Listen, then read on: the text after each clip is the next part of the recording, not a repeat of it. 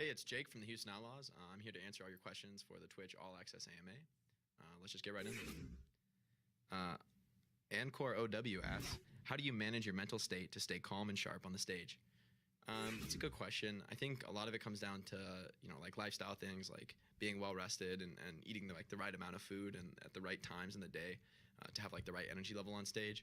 And that's something that's different for every person, but you kind of get a ritual going. And I think that ritual is what really helps us stay calm. It's just like, you keep the same things every day. You feel you want to make everything just like practice, so you can execute just like you practiced. So mostly it comes down to preparation rather than like something you do specifically on stage. It's more like what happens before in the day. Dembeck asks, what effect do you think Brigitte will have on the competitive meta when put into competitive? It's tough to say. I think the character might be really strong because she has a ton of potential. I think the number one thing that she'll do is really reduce the impact and playtime of Tracer, because Tracer obviously can be full stun lock killed if you hit a shield bash, with the shield bash into left click into left shift. So that's obviously an insta kill from the stun, which is incredibly good against a character like Tracer. But I kind of think that people will still just play dive and they'll just run not Tracer. They'll go Genji Soldier, Genji Widow, characters that have a little more mobility, especially vertical mobility. She's a lot less effective against. So I think you'll see less Tracer, but ultimately I don't think much change will happen in the meta. Andromeda OW asks, Jake, how do you think you as a person have changed since joining the Outlaws?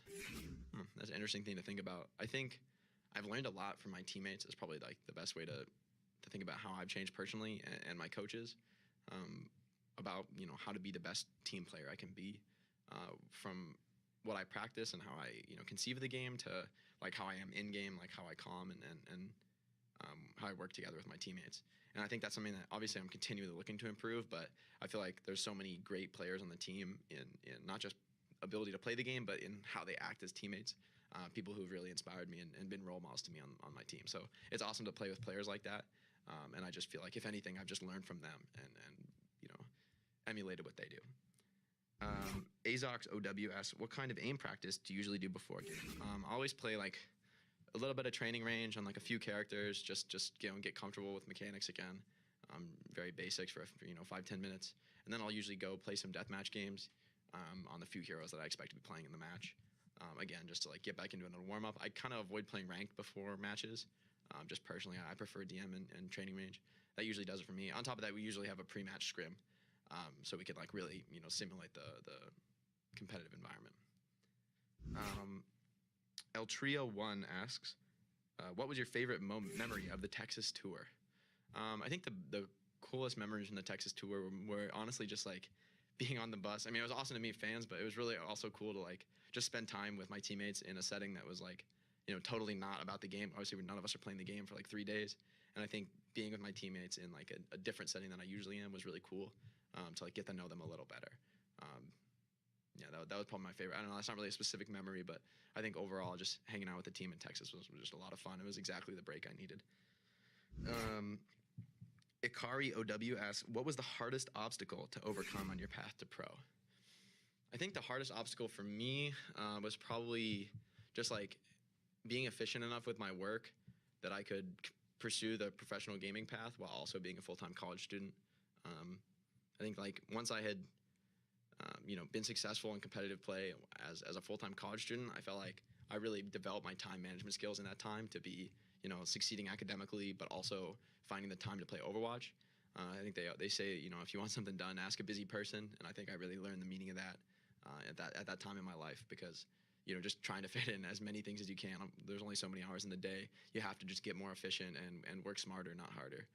So the skills I learned with that like super heavy workload, I think really helped me in an environment like this where I can commit my whole life to gaming, because then I can sort of find that balance of practice and lifestyle that results in the best performance for me.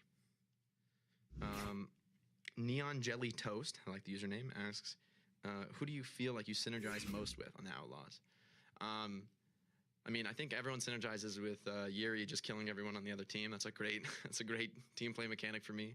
But seriously, I'd probably Cool Matt. I think we have a lot of success playing together, especially on Diva Junkrat. It's such a versatile duo that we can really attack or defend whatever part of the map we want to.